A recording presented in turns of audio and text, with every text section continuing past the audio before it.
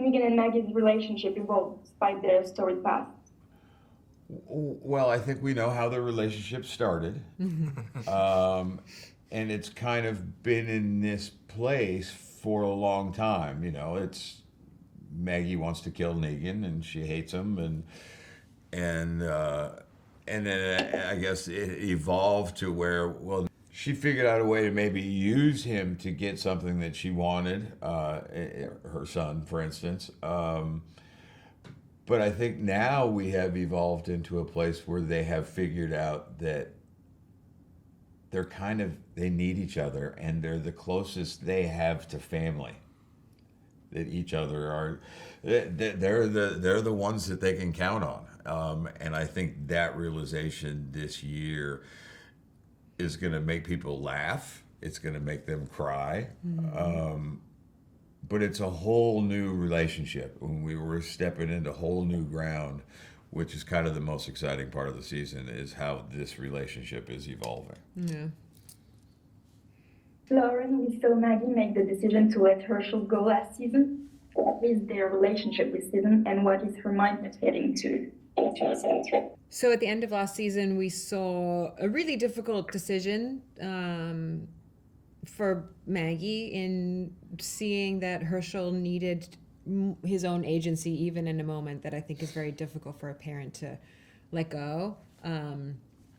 But I think that these things come up in the apocalypse and the real world alike, and it was a great color, I felt, to play and to see in the story. And what it led to was him making the decision on his own to come back, and him sort of coming to recognize that he cherished what he cherished in his relationship with his mom, Herschel. And I think it's allowed us to then move forward and say, let's put aside, which is really thematic for our season in season 3, let's put aside these differences and find something to move forward to. And I just think it's so refreshing, just with all the trauma and all the reasons that these characters have to shut down and close off, that we continue to keep that door open and remain vulnerable, and that the vulnerability is also a source of strength for people, and leads them to be able to work together and find a reason to keep going. I think it's such a constant question in many situations and in life that we get to explore in The Walking Dead, in Dead City. Seth, can you tease any new characters Negan and Maggie will encounter this season? Yeah, there are 3 in particular great new characters that we're introducing to the show.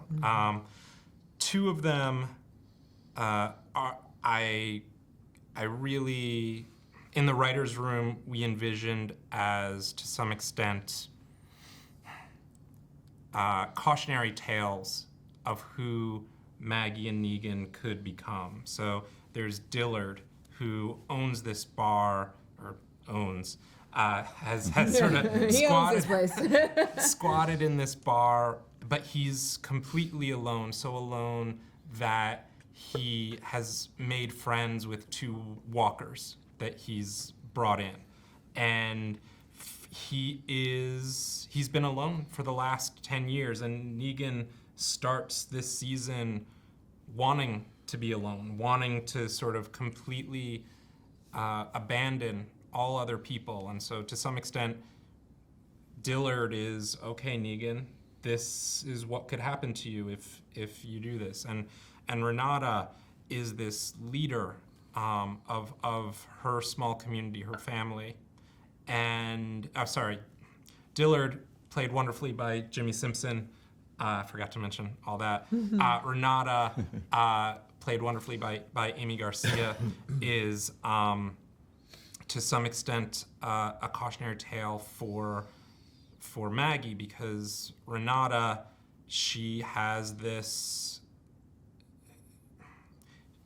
The Croat has done something terrible to her and her family that she wants to be able to forgive, but ultimately she can't do it. And that inability to forgive, that inability to move past has, is going to affect her in a lot of ways this season. And again, for Maggie, she has this person in her past, in Negan, that she wants to be able to move past, but if she's not able to, that might have disastrous consequences. And then, of course, there's Luis, played by Raul Castillo, who comes in, and he's a real father figure to Herschel, a real mentor, someone who begins putting Herschel on the path where he becomes more recognizable as his namesake, Maggie's father. He begins to feel a little bit more like Glenn as well. He's someone who can help bring Herschel into a new place as a character.